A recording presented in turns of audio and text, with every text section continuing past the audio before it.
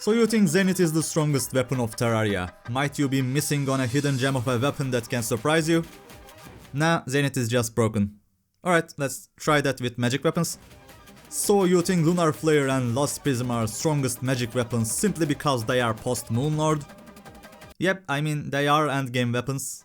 But if I ask you which is stronger, the literal goddess of the light with the sole purpose of eradicating impurity from the land including you, or this bubbly boy? The answer is obvious.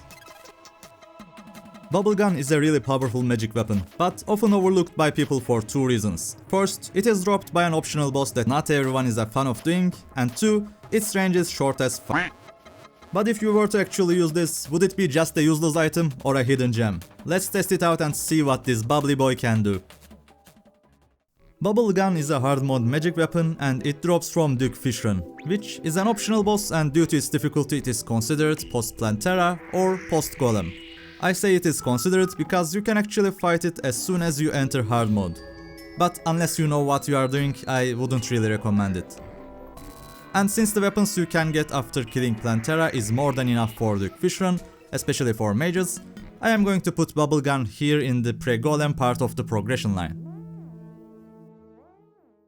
To know where to drop the weapon is one thing, to fight the boss is another. Duke Fishron is unique in its summoning method where you need to fish in the ocean to start the fight.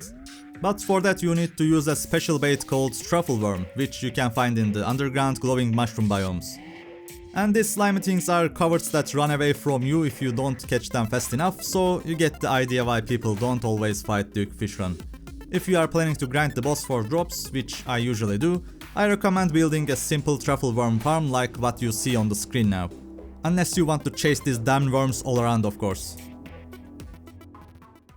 The fight itself is quite difficult if you are not used to it. Get yourself some high mobility items, especially some good wings or a flying mount, and a good weapon with either homing abilities or a high fire rate like Razorpine for best chances at defeating it. And when you manage to take down the fishy pig, you have a 20% chance to get your prize. So then, what can this weapon do? Well, first of all, a ton of damage. Bubblegum has a pretty short range, especially for a magic weapon this late in the game. But what it loses in range is gained with mana efficiency and tons of damage. Actually, I was wondering how it fares against the Moonlord killing weapon, Nebula Blaze, and the results are quite surprising. If you could hit every single bubble to an enemy, you can reach 30% higher DPS compared to Nebula Blaze. Which tells me that if Bubblegum had some homing ability, it could very well be the strongest pre-Moonlord weapon in the game. Now that we talked about why this is the best magic weapon, I guess we also need to talk about the reason why no one uses it, and it is of course the short range of it. Bubblegum's maximum range is 28 tiles, but as you can see most bubbles don't really reach there and they also spread to a wide range. For a mage in late game, staying close to a boss in the range of Bubblegum can simply mean death.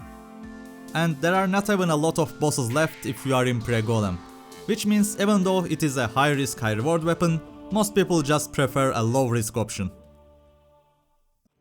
Alrighty then, it is once again the point where we test the weapon. I have used Bubblegum against Golem, Lunatic Cultist and Empress of Light.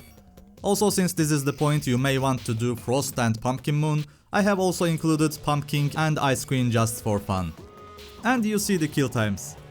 Event bosses are obviously weaker than the other ones and don't take much to kill.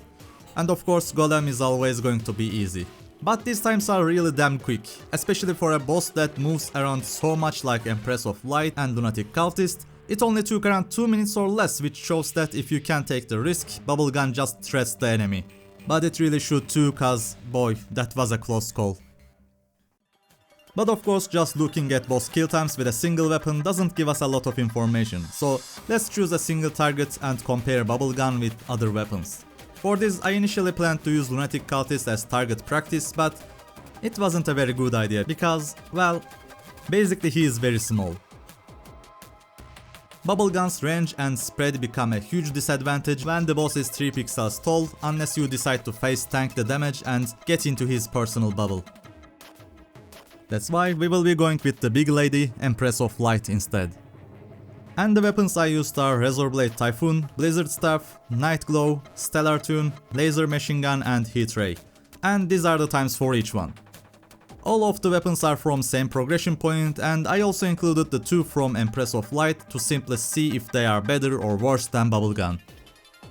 Surprisingly, Night Glow and Stellar Tune were pretty much the same on kill times, though much safer to use than Bubblegum. This shows that Empress of Light and Duke Fishron drops are quite close in power. I'm actually surprised that Razorblade Typhoon has the fastest kill time, but to be honest it probably wouldn't be this way if I used a boss like Golem for the test. I am also surprised that Laser Machine Gun had a much better time than I would expect, while Heat Ray was much slower. This is why doing this test gives so much information compared to what you think you know. Also, since we already compared Bubblegum with a certain endgame weapon before, I also used it against Empress of Light to see if Bubblegum can compete with it, and no. Nebula Blaze is just stronger no matter how you cut it. Not because of simple DPS, but with range and homing abilities, it gets a much better time. In the end, Bubblegum is a great weapon, there is no questioning that, but whether it is actually useful or not depends on the player. It suffers from being a low range weapon in the late game where most players use safer weapons. If it had a bit of homing or less spread, it would be a more popular option for sure, but maybe that is asking too much for such a strong weapon.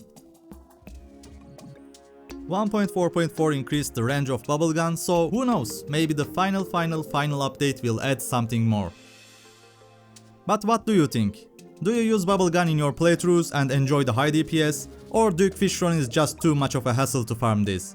Let me know in the comments, and thank you for watching. If you enjoyed the video, don't forget to drop a like and subscribe for more Terraria content. See you in the next video, and as always, have a great day.